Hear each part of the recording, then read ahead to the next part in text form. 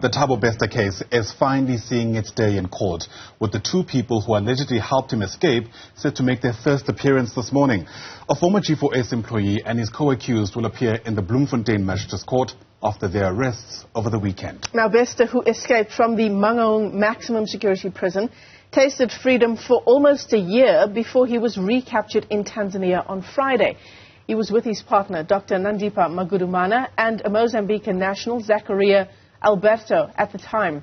A South African delegation is currently in that country to negotiate their return. Mnisi is outside the Bloemfontein Magistrates Court ahead of that appearance this morning, and he joins us live. Linda, the saga continues, and these two people, one of them is the father of Nandipa Magudumana, who is alleged to have helped Thabo Bester stage that audacious escape from a maximum security prison. Well, Michelle, as you would know with court appearances, the identity of the people that will appear in this court is not revealed until they make, their first appearance, and at a certain stage, when all due processes have been followed, will be named. But indeed, speculation is rife that the 65-year-old man arrested in connection with aiding Thabo Bester's arrest is indeed Dr. Nandipa Magudumana's father. This person, we're told, was arrested on Friday in his Port Edward home in the Eastern Cape. Now, there's been a number of questions around, his involvement in this particular matter. But also what we know is court documents that before the Pretoria High Court, when Dr. Nandipa Magudumana went and made that application to get a declaratory order that she was the customary wife of Thabo Bester, as well as wanting to get the remains of the person that had died, citing that it was Thabo Bester. We know as Newzroom Afrika that he did depose an affidavit to that court saying that, in fact, he had presided over the lobola negotiations of between Thabo Bester as well as his daughter Nandipa Magudumana, saying that a fee of about 60,000 rands was paid in this particular regard. And perhaps, one might look at it in that sense that maybe that will also form part of the evidence that the state will want to lead in this particular case. But also, you'll remember that a lot of media reports have also suggested that, the 35-year-old that has also been arrested, the co-accused to the 65-year-old, is a former G4S employee who was, part, allegedly, of this audacious escape at this particular prison. This employee is said to be dismissed after, of course, that particular escape. But it's going to be quite interesting, Michelle, looking at what the state's